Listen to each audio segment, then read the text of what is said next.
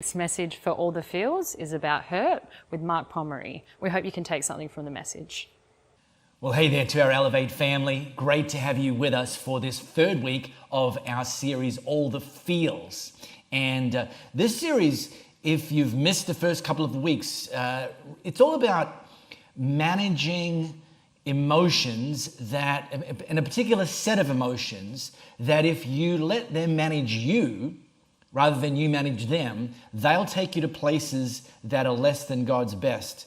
So we're zooming in on 4 emotions. I'll cover that off in a second. But have you noticed in our current culture, emotions seem to be more front and center than ever before. Things like offense and anger and fear and worry. And look, I'm not entirely sure whether it's that we're experiencing emotions more than ever before, or we have new platforms to express emotions that didn't exist several years ago. But one thing that I have noticed is the cultural momentum shift towards people being led by their emotions, being managed by their emotions. And so what we're doing with this series is building capacity and putting tools on the table that will help us and equip us and give us the ability to manage our emotions and not have our emotions manage us. I am aware, though, that there's a couple of sticking points. One sticking point is this question is it even possible? You know, someone says, well, I'm just an emotional person, or I just grew up in that particular environment. It's possible. It's possible to manage your emotions and not have them manage you. But then there's a second question, like, why should I bother? Well, a couple of reasons. One is, and I mentioned this right at the top, that there's a certain set of emotions that if you let them manage you, they will take you to places that are less than God's best. And another reason, and we set this up in week 1 of this series, and we've been talking about leadership over the last couple of months, is in this concept of 360-degree leadership. Now, I don't think he invented it, but John Maxwell certainly popularized this concept. In fact, he has a book all about 360-degree leadership. Now, if you missed me unpacking that, go back to week 1 and you can get a bigger handle on that. But certainly the thing that this series really speaks to in particular, but not exclusively, but in particular, is our ability to manage ourselves, our ability to lead ourselves well. And John Maxwell actually says that 2 things. Number 1, if you don't manage yourself well, you will forfeit the ability to lead everyone around you. And secondly, leading ourselves is approximately 50% of leadership. So leading ourselves in this area of emotions is absolutely critical to allow us to build influence and to live the life, the best life that God's intended for us. So here's an important principle to understand, that when something triggers one of these potentially damaging emotions, when something triggers that, you have 2 options. Option 1 is to react. And if you react, that's the emotion managing you. The other option is to respond. And that's where you will instead manage that emotion and not have it manage you. It's really a question of who's in charge. And the answer to the question who's in charge will then answer the question, where's it going to take you? Where's it going to lead? What's it going to lead to? So in week 1, we talked about managing anger, acknowledging that it's possible to Hulk out. But Bruce Banner, he's the first to admit that he has no control over the big green man coming out. but you and I do. Last week, Steve Hall talked about managing worry, that worry is concern gone too far, and that worrying about tomorrow, the danger is that we're actually carrying 2 days at once. The stresses and the burden of today and the stresses and the burden of tomorrow, much of which we don't have control over. Next week, we've got our great friend Rob Mason. He's going to teach about managing fear. So you're going to want to be here for that. You're going to want to bring a friend along for that. Today, I want to actually talk about managing hurt. And I dare to say this is one of the things that we pretty much all have in common at certain varying levels. I mean, look, there's minor hurts. You just finished watching Tenet and you're more confused than ever. And you're pretty hurt that there's 2.5 hours of your life that Christopher Nolan owes you and you'll never get it back. These minor hurts, they're pretty easy to get over, pretty easy to heal, pretty easy to move forward, probably don't even leave scars. Then there's the category of major hurts, and these are the ones that I want to talk about today. The loss of a job that you loved and that you did nothing wrong to cause you to lose that job. The betrayal of a friend. The death of a family member that maybe has gone too soon. The implosion of a marriage or some other significant relationship.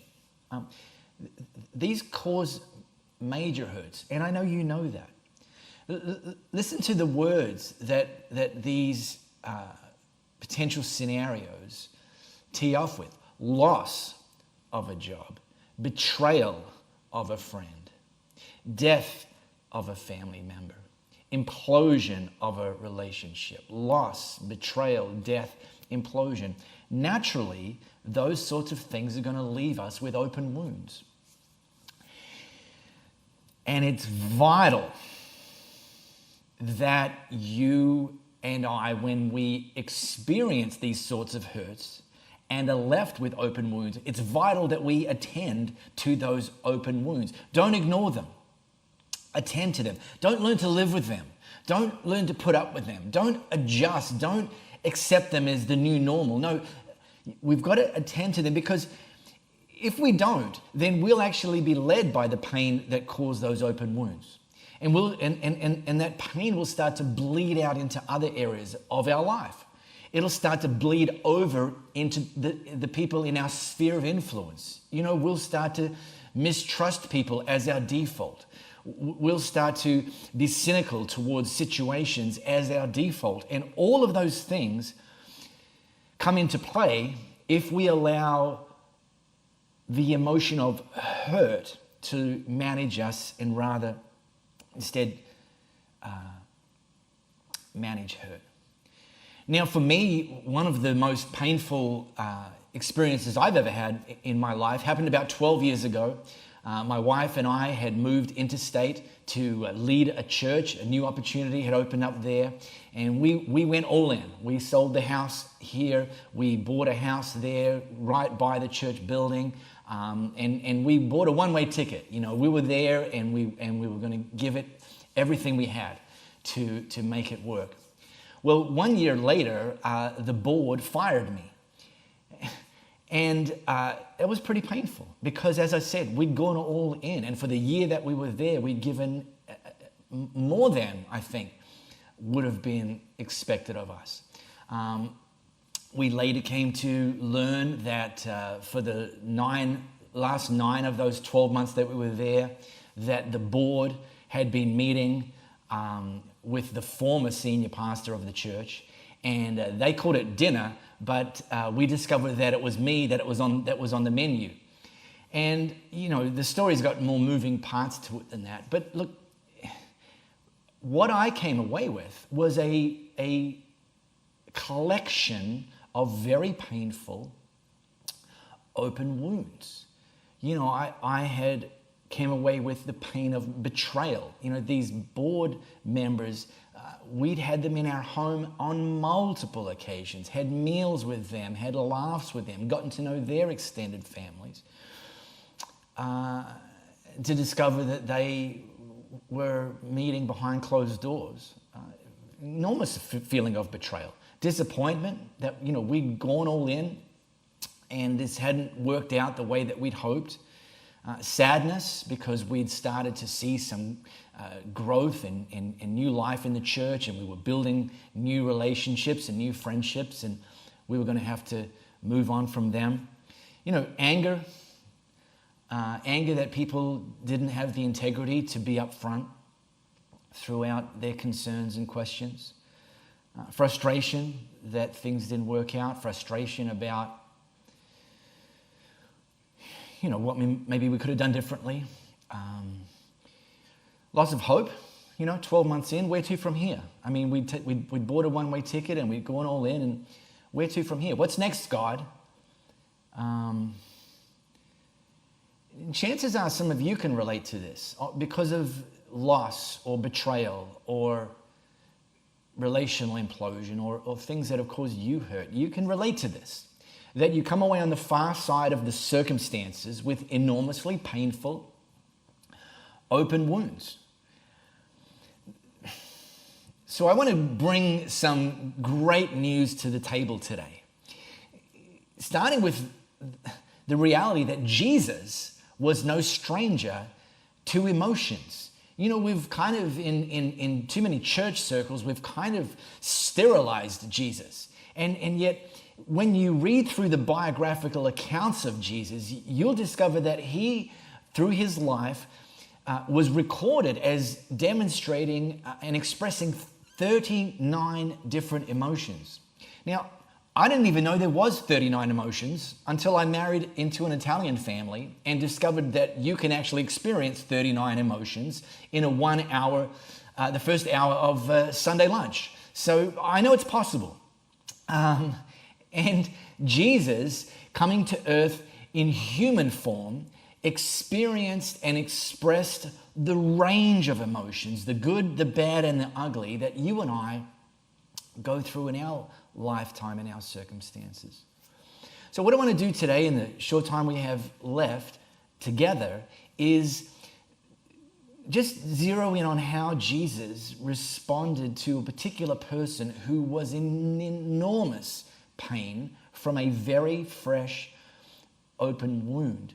And my hope is that as you see how Jesus responded to her, that you'll be encouraged that he, the same Jesus, who's the same yesterday, today, and forever, that he's willing and able to respond to you in whatever hurt you're feeling now and or into the future. So look, grab your second device, pop open the Bible app to Luke chapter 7. Luke was one of Jesus' 4 biographers, and we're going to drop into a slice of history where Jesus had just preached probably his most famous message. It's now kind of typically referred to as the Sermon on the Mount. And he'd wrap that thing up, and together with his closest followers and a crowd, he was moving on to new towns to extend God's kingdom. And Luke writes this: not long after that, Jesus went to the village Nain. His disciples were with him, along with quite a large crowd. And as they approached the village gate, they met a funeral procession. A woman's only son was being carried out for burial, and the mother was a widow. When Jesus saw her, his heart broke.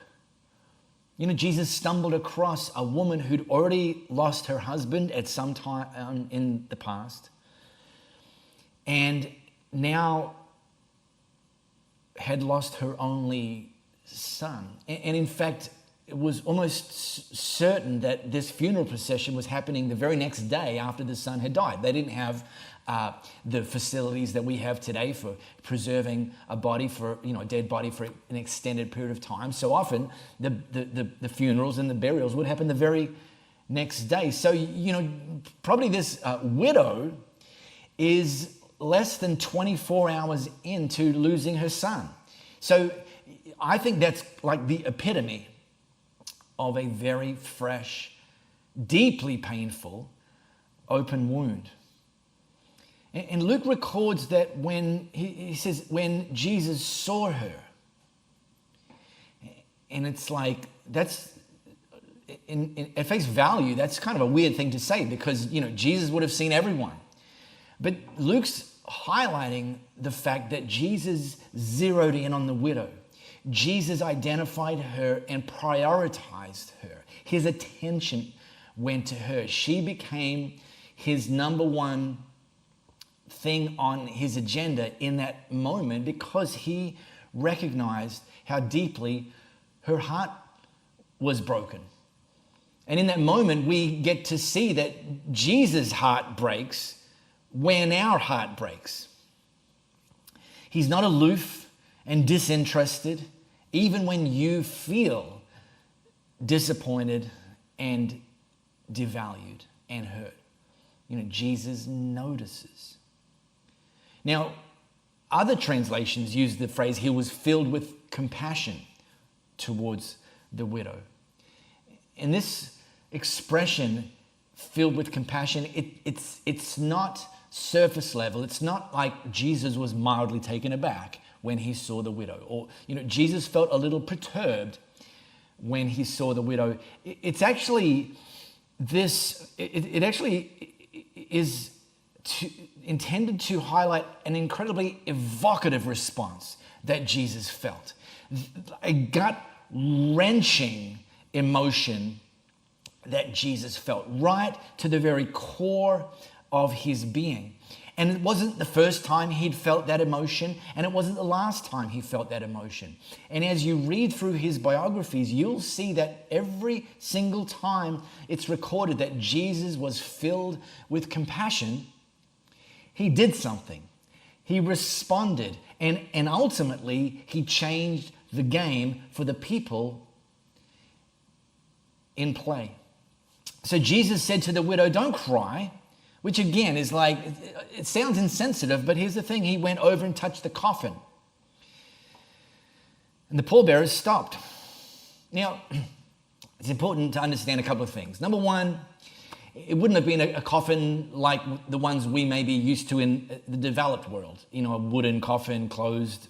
It would have likely been more like a stretcher on some kind of wheels or just even carried out on a stretcher. And oftentimes the body was exposed.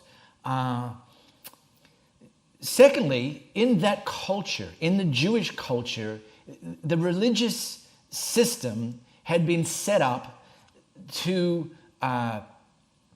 derive the conclusion that if you or anyone was to touch a dead body, then in that moment you would be rendered ceremonially unclean. Or, by the way, even if you touched somebody or something that had come in contact with a dead body, you would be rendered ceremonially unclean. And so, the pallbearers would have known this. So when Jesus went over to touch the coffin, it's no surprise that the pallbearers stopped, because this would have been scandalous.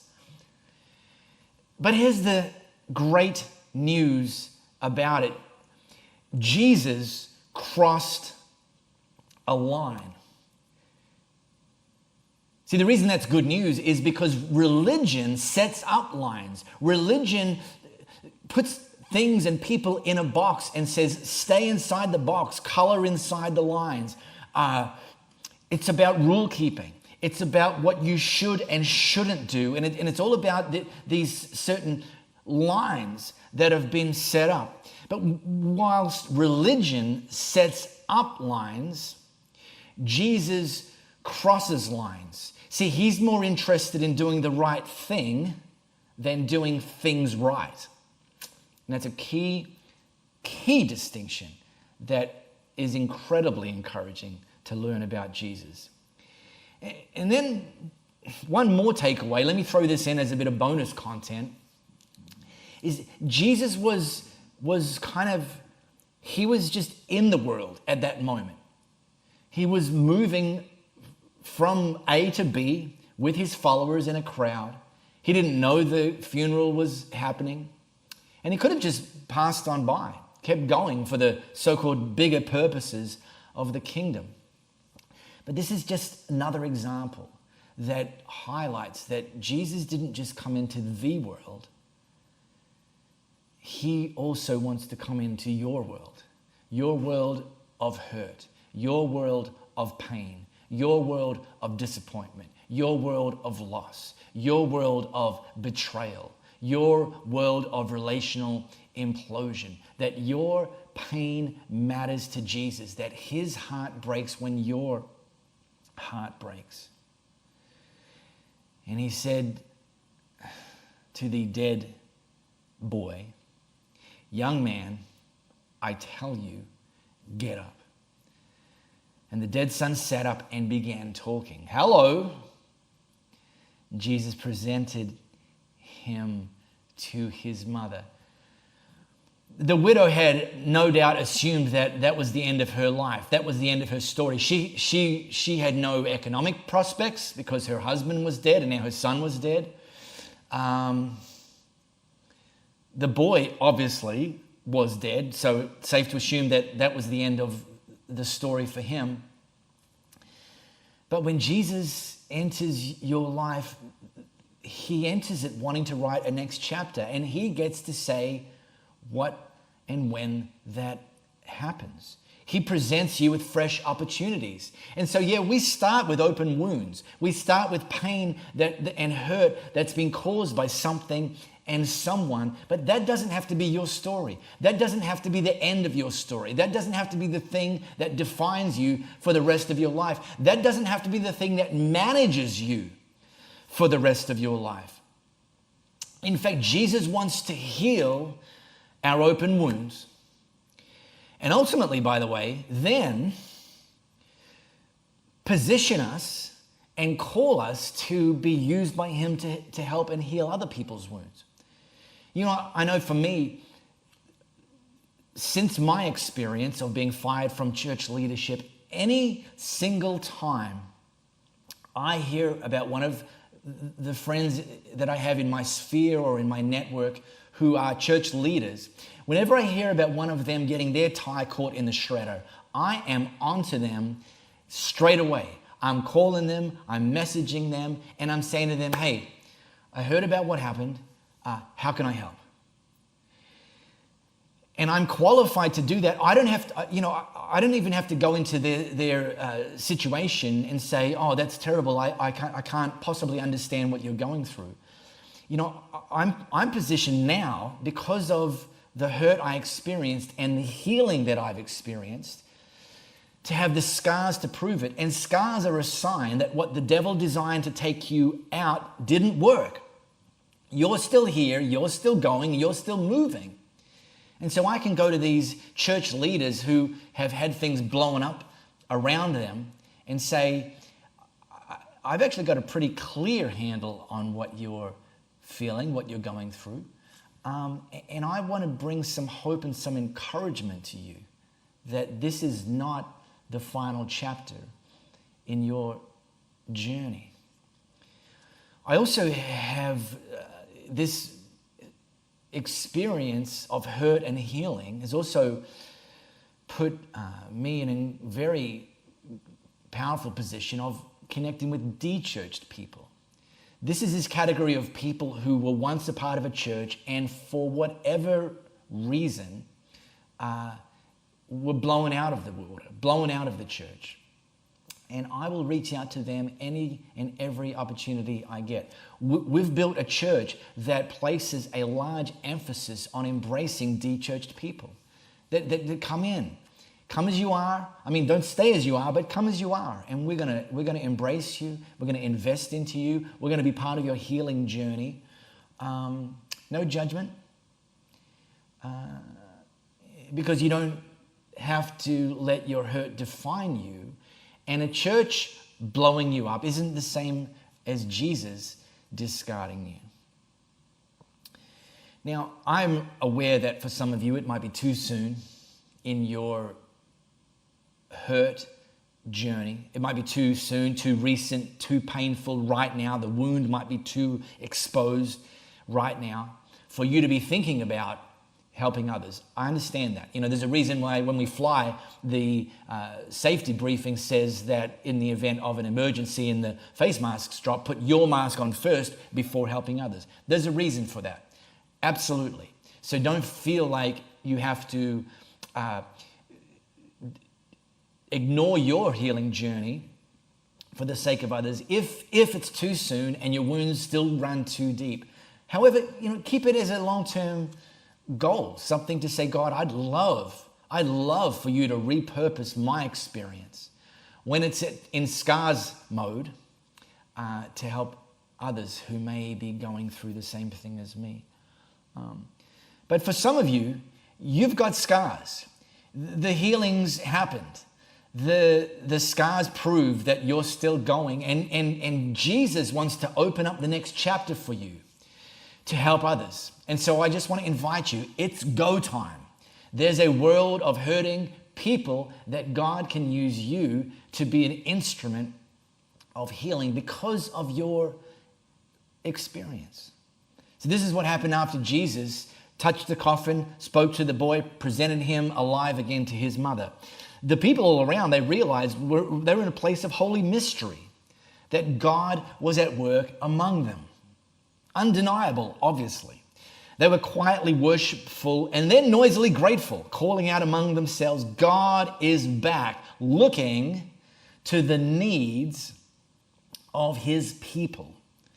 The news of Jesus spread all throughout the country. And that can be your next chapter. And that can be the next chapter that you jumpstart for somebody else. So look forward to that. Be open to that. Ask God for opportunities to be used that way. Now, just a final word. For those of you that, this is kind of pushed on an open wound, and just even listening to this, you're sort of feeling both encouraged but also reminded of the pain.